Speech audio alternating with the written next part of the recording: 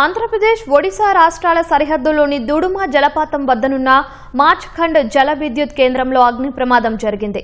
Power station shut down అయిన అనంతరం మంటలు చెలరేగాయి. రెండో అంతస్తులోనే సిబ్బంది చిక్కుకుపోయారు. ఇక ఇదే అంశానికి సంబంధించి మరింత సమాచారం మా ప్రతినిధి ఉదయ్ను అడిగి తెలుసుకుందాం. ఉదయ్, మార్చ్ఖండ్ జల విద్యుత్ కేంద్రంలో ప్రమాదానికి గల కారణాలేంటి? ప్రస్తుతం అక్కడ పరిస్థితి ఎలా ఉంది? అనంతరం మంటలు చెలరేగడంతో అక్కడ మొత్తం 3 ఫ్లోర్లు ఉంటాయి. టర్బైన్ ఫ్లోర్, మెయిన్ ఫ్లోర్, తర్వాత కంట్రోల్ ఫ్లోర్. అయితే మంటలు పొగలు చెలరడం వెంటనే కంట్రోల్ రూమ్ సిబ్బంది అంతా బయటకు వచ్చేశారు. అయితే దిగువన జనరేటర్ టర్బైన్స్ కిందన కొంతమంది సిబ్బంది చిక్కున్నారు. వాళ్ళని ఇప్పుడు బయటకు తీసేందుకు ప్రయత్నం జరుగుతున్నాయి.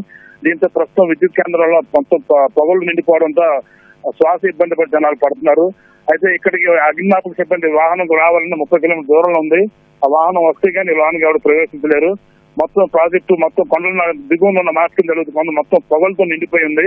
అయితే అక్కడ మంటలు తక్కువ అయితే గానీ ప్రస్తుత పరిస్థితి ఏంటి, ఎంతమంది అక్కడ చిక్కున్నదని పూర్తి వివరాలు తెలియజేసింది. ఇప్పటికే ప్రాజెక్ట్ అంబులెన్స్ కూడా ఘటనా స్థలంకి వెళ్లి అక్కడ నుంచి ఉన్న చిక్కున్న వారు బయటకు తేయడానికి ప్రయత్నిస్తున్నారు.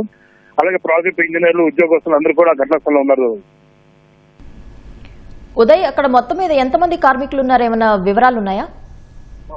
అంటే జనరల్ గా ఇది జనరల్ లోన షిఫ్ట్ లోనే మొత్తం ఒక 25 మంది ఉంటారు మేడం. అలాగే జనరల్ లో మొత్తం ఒక 60-70 మంది ఉద్యోగులు విధులు ఉంటారు. అయితే ఇవాళ ఈ ప్రమాదం ఏం జరిగింది, అది జనరల్ స్టాఫ్ వచ్చిన తర్వాత జరగడం వల్ల ప్రమాదంలో క్షతగాత్రులకు తక్కువ షిఫ్ట్ లో ఉన్న వాళ్ళు చిక్కున్నారు. అయితే షిఫ్ట్ లో ఉన్న వాళ్ళని కూడా కొంతమంది బయటకు వచ్చారు. టర్బైన్ కూడా ఏదైతే దిగువన ఉందో అక్కడే కొంతమంది ఉండిపోయారని సమాచారం. అయితే అక్కడికి ఎలాంటి సమాచారం విద్యుత్ కేంద్రం లోయలో ఉండడం వల్ల అక్కడికి వెళ్లే సమాచారానికి ఫోన్ కమ్యూనికేషన్ లేదు. ఘటనా స్థలానికి వెళ్తే కానీ పూర్తి సమాచారం తెలుస్తుంది మేడం.